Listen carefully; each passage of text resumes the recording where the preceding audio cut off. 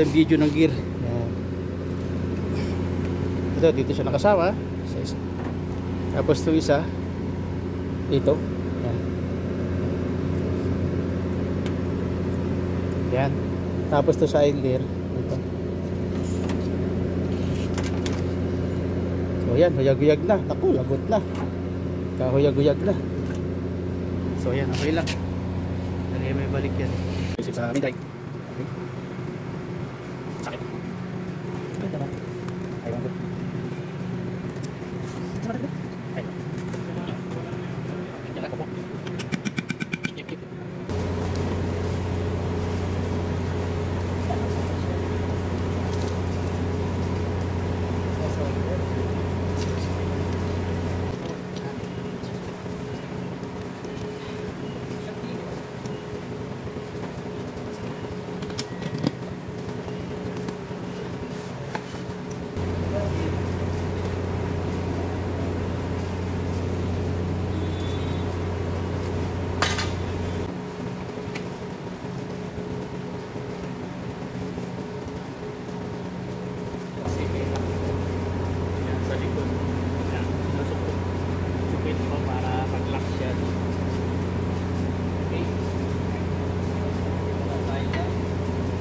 Silicone.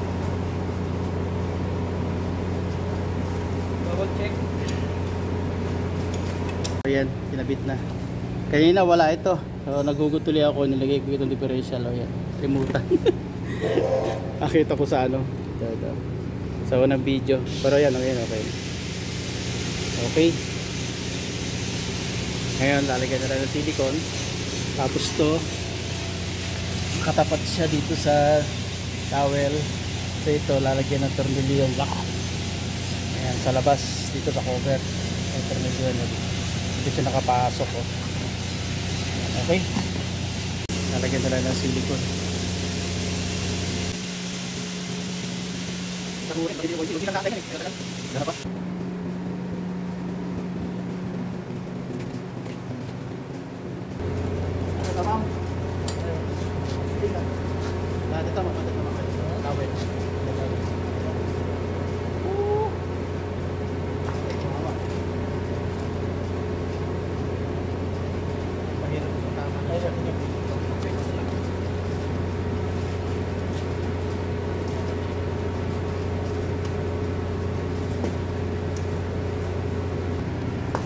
So ito yung lock.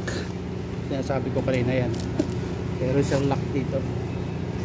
Yan. Yung lock ring na yan, kailangan mag-lock siya dun sa bearing sa loob. So yan, okay na. Tatakpan na lang siya rito. Lalagyan natin ng silicone. Okay. Lalagyan na yung cover dun sa kanyang sangkitan ng lock.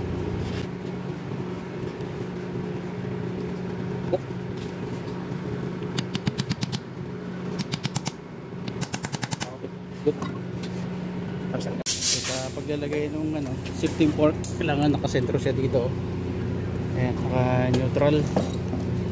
Tapos yung shafting nakadiretso siya dun sa ayan. Ayan, neutral position yan ng mga fork.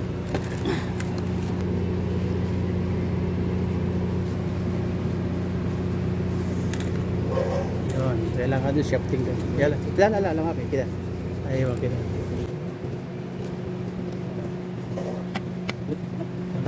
Simple. Sama yung nilagay sa itong AGT nito. Parang kami nagmabal. May clutch yung clutch. That's this clutch clip. Mas mo kaya tayo clutch. Halika pa.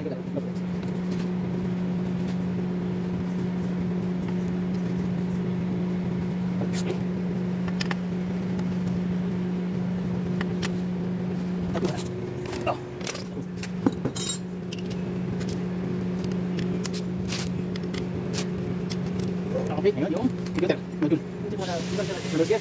Ada sensor lang. Yung sensor. Ah. Lock. Computer. Lock. Okay. Okay. Nakakabit na ang computer module niya sa transmission. Yan. Nakakabit na lang sa kanyang part clutch port. Ay, wag P-mark yan na.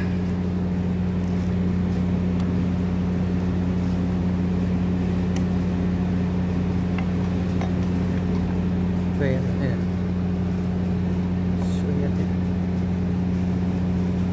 Aywa. Nice. Good.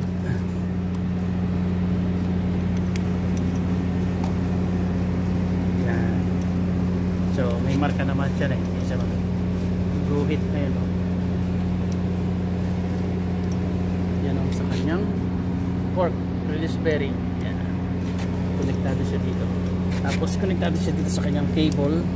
Yan, computer ang clutch nagtutulak sa bumabatak sa kanyang cylinder, clutch cylinder.